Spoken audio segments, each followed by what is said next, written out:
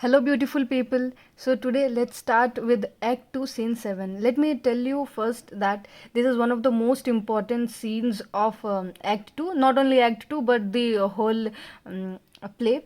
So, Act 2, Scene 7, many questions will be asked from these portions, this scene, and it's very important too.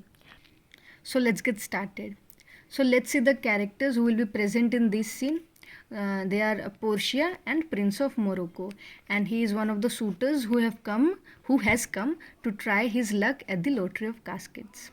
Let's see the setting of the scene. The scene takes place at one of the room in Portia's house. So let's begin the summary of the scene. The scene starts with Portia asking her servant to draw the curtains aside and show different caskets to Prince of Morocco. Portia then asks Morocco to make a choice. So, as we've already discussed in a previous scene, that Morocco had come to try his luck at the lottery of casket. So, this is the final day when he comes to make a choice. And Portia is asking her servants to introduce him to all the three caskets, that is gold, silver, and lead. So, we'll be coming to know about that later in the scene. And he's going to make a choice. So, Morocco is on his way to make choice. The first one is of gold, which bears an inscription as, "One who chooseth me shall gain what many men desire." The second, that is made up of silver, reads, "Who chooseth me shall get as much as he deserves." The third, that is made up of lead, warns, "Who chooseth me must give an hazard all he hath." This means that one who chooses the casket of lead will have to risk all his possessions. And we'll see how Morocco will be analyzing each and every casket. He will be making his interpretations, what he got to gather from the inscriptions. We'll be seeing that. Then he asks as query that how will he know if he had made the right choice. And the question that Morocco asks to Portia, that if he makes the right choice, how will he know that the casket which he has chosen is the right one? So to this she says that the right casket contains the portrait of Portia. Morocco again goes to survey the inscription and analyzes. He's once already read the inscription on each caskets, but he again goes to inspect the inscriptions written on the caskets.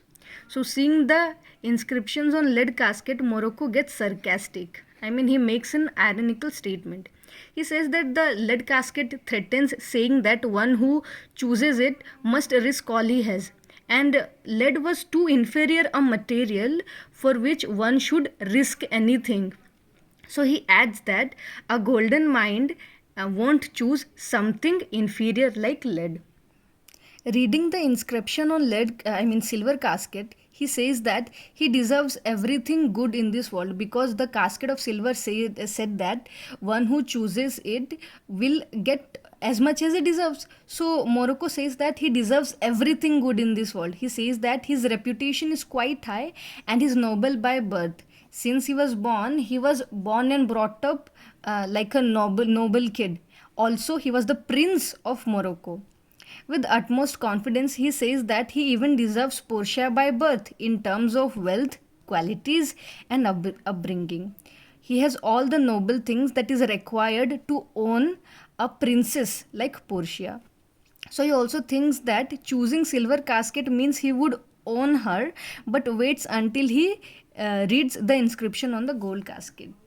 While he's on his way to make a choice of silver casket, he first pauses himself and then says that let's see what has been written on gold, and tries to interpret that.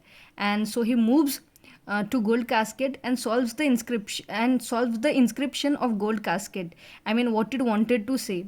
So Morocco says that what many men want is Portia, because the casket of gold said that one who chooseth me must get what many men desire. So obviously all the suitors are coming from all over the world just to own Portia, just to win her hands.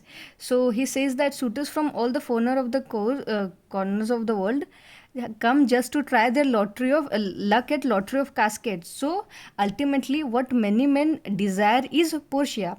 So he also concludes that lead cannot contain her portrait because it's too inferior a thing to contain a golden girl like Portia. I mean, look the way how he's underestimating the casket made up of lead. Also, we can say that Morocco is judging the caskets on the basis of their appearances too, because we see him just considering lead a very inferior material. That means just because lead looks dull from outside, he is not ready to choose it. And then he thinks that goddess like Portia's portrait cannot be enclosed in any casket other than gold, because she's a princess. She is also noble by birth, so she cannot be contained in an inferior substance like lead. So her portrait must be present in something shiny or beautiful or very valuable material or metal like gold. Finally, he asks for the key to choose the gold casket to see Portia's portrait. He is fully prepared that obviously Portia's portrait will be found in the gold casket. So, very confidently, he asks for the keys. So, let's come to the climax of scene 7. On opening the casket, he finds a skull as with a scroll put in its eye socket, which said, "All that glisters is not gold." So as soon as he opens the gold casket, he doesn't find Portia's portrait, but finds a skull which has empty socket. I mean the eye socket, and a scroll was present in its eye socket which had a letter contained in it. So let's see what was written in that letter. All that glisters is not gold. That means all that glitters, all shiny materials are not gold. Many men have sacrificed their souls just to see shiny things. The world is still deceived with ornaments. That means people judge things only by their outward appearances. People get attracted by outer beauty. They do not see the quality present in a thing. They just go for outer appearances and beauty. Also, he makes a statement. The scroll makes a statement that tombs that are made up of gold enclose nothing but worms. Concludes with the note that it was an immature judgment. So the letter at last said that the decision which Morocco made, I mean his interpretations and the way he judged the caskets, it was very immature judgment. So Morocco is lastly seen as a failure, and he, with a very heavy heart, leaves the place like a loser. And Portia was, on the other hand, very satisfied that he couldn't make a good choice. Portia makes a wish that may everyone like Morocco make such choice. In short, we can say that she is paving a way for Bassanio to choose the right casket. Hence, she wishes that anyone like Morocco, this kind of people or this kind of complexion, may choose the wrong casket so that he cannot woo her. So this is about so this was all about Act 2 Scene 7. I hope this will help you. Thank you.